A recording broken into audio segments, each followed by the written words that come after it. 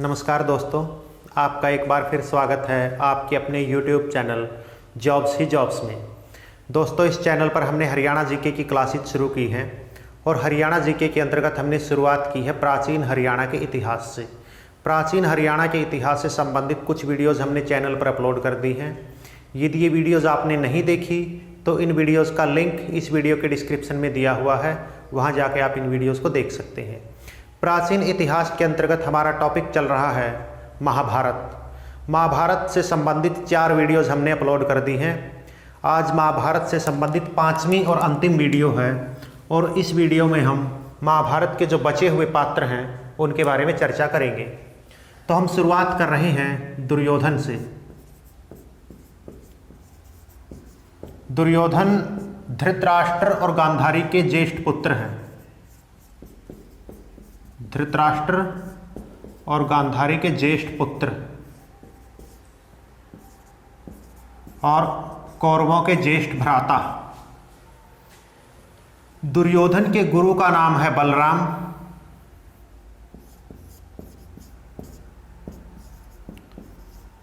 और इनके पुत्र का नाम है लक्ष्मण।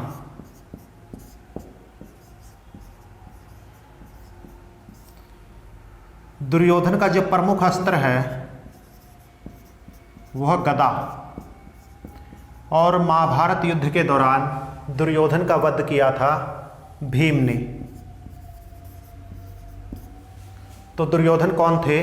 गांधारी और धृतराष्ट्र के ज्येष्ठ पुत्र यानी कौरवों के ज्येष्ठ भ्राता। इनके गुरु कौन थे? बलराम। बलराम जो है दुर्योधन और भीम के गुरु थे। दुर्योधन के पुत्र का नाम है लक्ष्मण। इनका जो प्रमुख अस्त्र है वो गदा। गदा विद्या जो है इन्होंने सीखी थी बलराम से। भीम और दुर्योधन ने गदा विद्या किससे सीखी थी? बलराम से। और दुर्योधन का वध किसने किया था महाभारत युद्ध में? भीम ने। दुर्योधन के बाद अगला प्रमुख पात्र है दुशासन।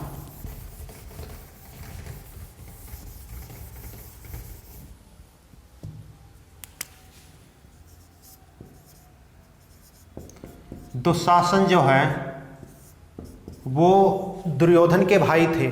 यहाँ से एक महत्वपूर्ण प्रश्न बनता है कि महाभारत में द्रौपदी का चीरहरण किसने किया था? तो महाभारत में द्रौपदी का चीरहरण किसने किया था? दुशासन ने। तो यहाँ से यही प्रश्न बनता है कि द्रौपदी का चीरहरण किसने किया था? तो उसका आंसर क्या होगा? दुशासन। इसके बाद अगला प्रमुख पात्र है दुसला। आप जानते हैं कि धृतराष्ट्र और गांधारी की 101 संतानें थी। उनमें से 100 पुत्र थे और एक पुत्री थी, और उस एक पुत्री का नाम क्या था? दुसला। दुसला कौन थी? धृतराष्ट्र और गांधारी की पुत्री। हालांकि दुसला की जो वास्तविक माँ थी वो गांधारी नहीं थी। दुसला जो है धृतराष्ट्र की तो पुत्री थी लेकिन एक दासी से पैदा हुई थी, और दुसला दुर्योधन की बहन थी यानी कौरवों की बहन।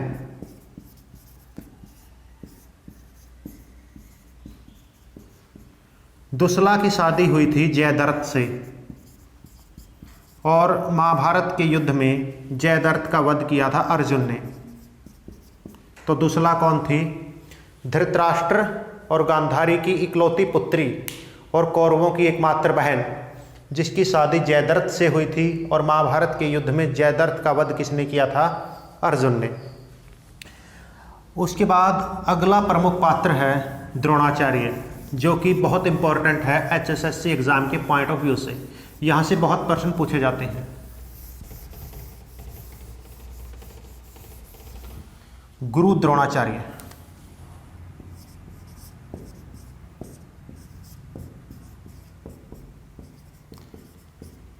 गुरु द्रोणाचार्य के पिता का नाम था ऋषि भारद्वाज,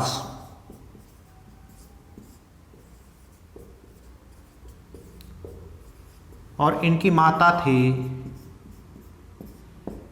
घृताची।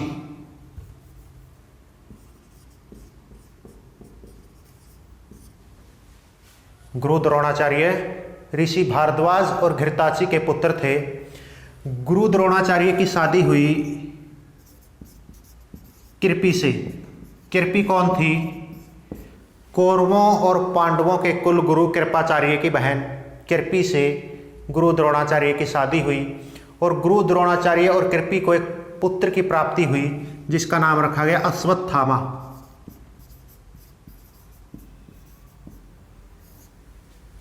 गुरु द्रोणाचार्य के गुरु कौन थे? इनके गुरु थे भगवान परशुराम।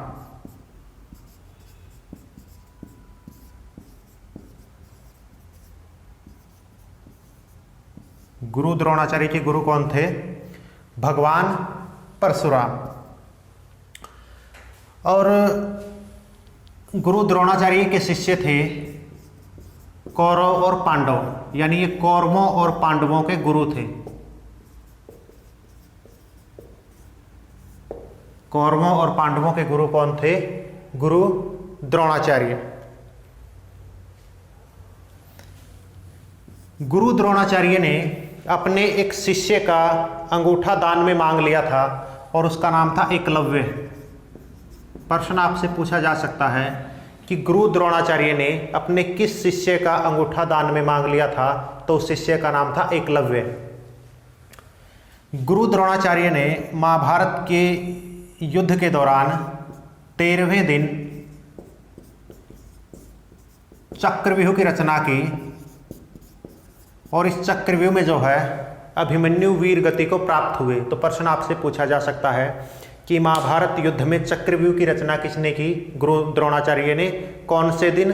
13वें दिन। और इस चक्रव्यूह में कौन से योद्धा वीर गति को प्राप्त हुए? वीर अभिमन्यु। गुरु द्रोणाचार्य का जो वध किया था महाभारत के दौरान वो किया था धृष्टद्युम्न ने। धृष्टद्युम्न कौन थे? द्रौपदी के भाई और राजा द्रौपद के पुत्र थे। इन्होंने जो है महाभारत में गुरु द्रोणाचार्य का वध किया था। इसके अलावा जो गुरुग्राम है उसका नाम गुरु द्रोणाचार्य के नाम पर पड़ा है। गुरुग्राम शहर का नाम गुरु द्रोणाचार्य के नाम पर पड़ा है।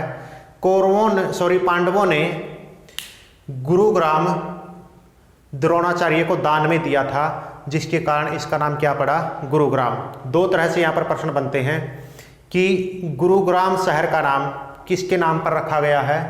गुरु द्रोणाचार्य के नाम पर। या ये पूछ सकते हैं कि पांडवों ने गुरु द्रोणाचार्य को कौन सा गांव दान में दिया था? तो उसका आंसर क्या होगा? गुरुग्राम। इसके अलावा गुरुग्राम में एक शीतला माता मंदिर भी है।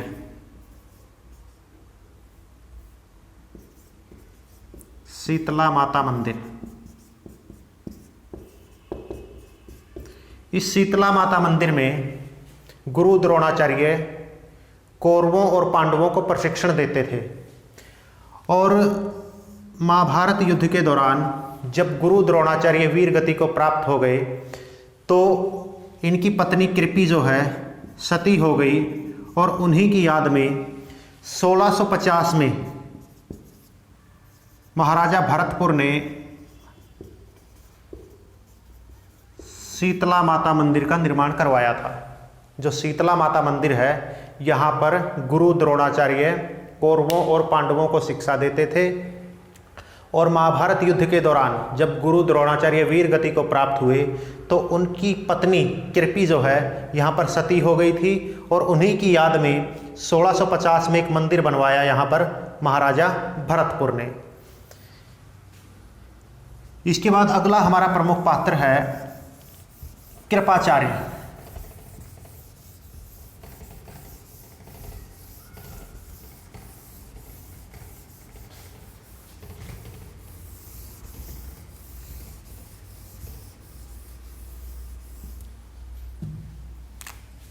कृपाचार्य कौन थे? कृपाचार्य कौरवों और पांडवों के कुल गुरु थे।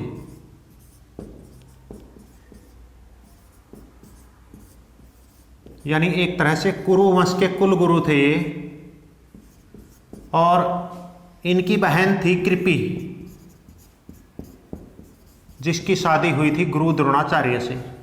तो यहाँ से एक ही प्रश्न बनता है कि कौरवों और पांडवों के कुल गुरु कौन थे? कृपाचार्य, और कृपाचार्य की एक बहन थी कृपि, जिसकी शादी हुई थी गुरु द्रोणाचार्य से। अगला प्रमुख पात्र है हमारा परशुराम।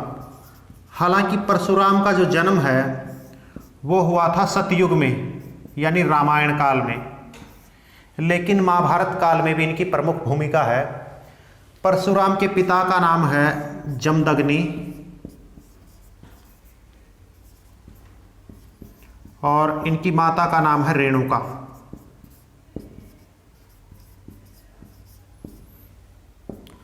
महाभारत काल में परशुराम के जो शिष्य रहे हैं वो रहे हैं गुरु द्रोणाचार्य, गुरु द्रोण, भीष्म पितामह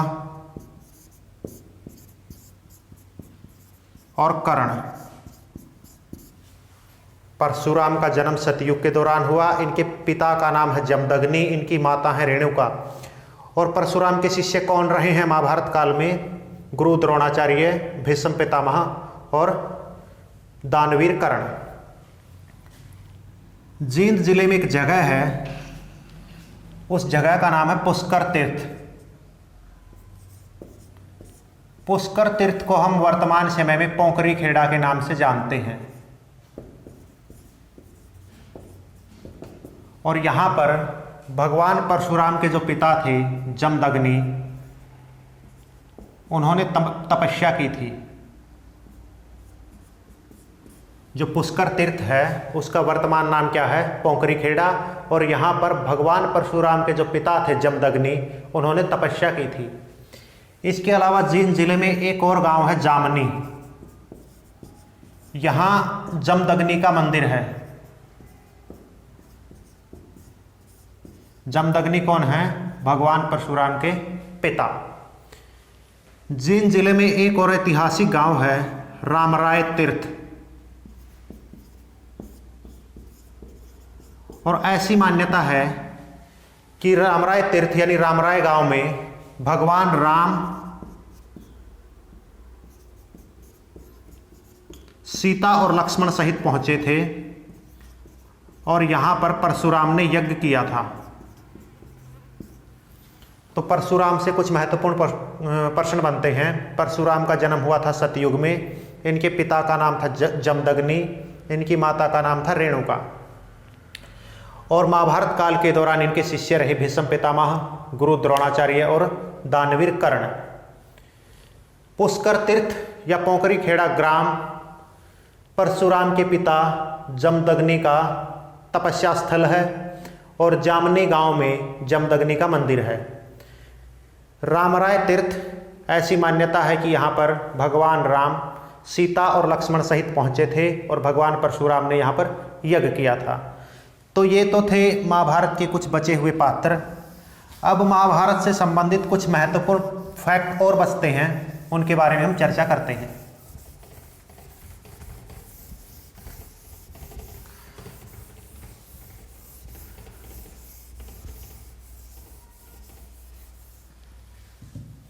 एक प्रश्न बनता है कि गीता में मैं शब्द का प्रयोग कितनी बार किया गया है? तो गीता के अंदर मैं शब्द का प्रयोग 109 बार किया गया है।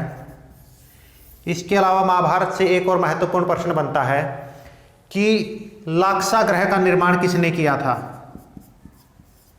तो इसका आंसर क्या होगा? लाक्षागृह ग्रह का निर्माण किया था पुरोचन ने। किसने किया था? पुरोचन ने। इसके अलावा एक और महत्वपूर्ण प्रश्न बनता है कि महाभारत में शिशुपाल का वध किसने किया था? तो शिशुपाल का वध किया था भगवान श्री कृष्ण ने। इसके अलावा एक महत्वपूर्ण प्रश्न और है कि अभिमन्यु के गुरु कौन थे? तो अभिमन्यु के गुरु भी कौन थे? भगवान श्री कृष्ण। इसके अलावा ये भी पूछा जा सकता है कि कुंती का दूसरा नाम क्या है? तो कुंती का दूसरा नाम है प्रथा। इसके अलावा एक प्रश्न ये भी पूछा जा सकता है कि महर्षि भृगु की पत्नी कौन है? तो इनकी पत्नी है पोलमी। तो यहाँ से कई महत्वपूर्ण प्रश्न बनते हैं कि गीता में मैं शब्द का प्रयोग कितनी बार किया गया है? 109 बार। महाभारत में लाक्षागृह का निर्माण किसने किया था? पुरोचन ने। शिशुपाल का वध किसने किया था? भगवान श्री कृष्ण ने। और वीर अभिमन्यु के गुरु कौन थे? वीर अभिमन्यु के गुरु थे भगवान श्री कृष्ण। कुंती का दूसरा नाम पूछा जाए तो कुंती का दूसरा नाम क्या था? प्रथा। और महर्षि भृगु की पत्नी कौन थी? पौलमी। तो ये तो था हमारा टॉपिक महाभारत। इसी के साथ ही हमारा जो प्राचीन इतिहास है वो कंप्लीट हुआ। आगे हम चर्चा करेंगे मध्य हरियाणा के बारे में। तो आज के लिए इतना ही। यदि ये वीडियो आपको पसंद आई हो तो वीडियो को लाइक कीजिए, शेयर कीजिए, कमेंट कीजिए और चैनल को सब्सक्राइब करना न भूलें। नमस्कार, जय हिंद, जय भारत।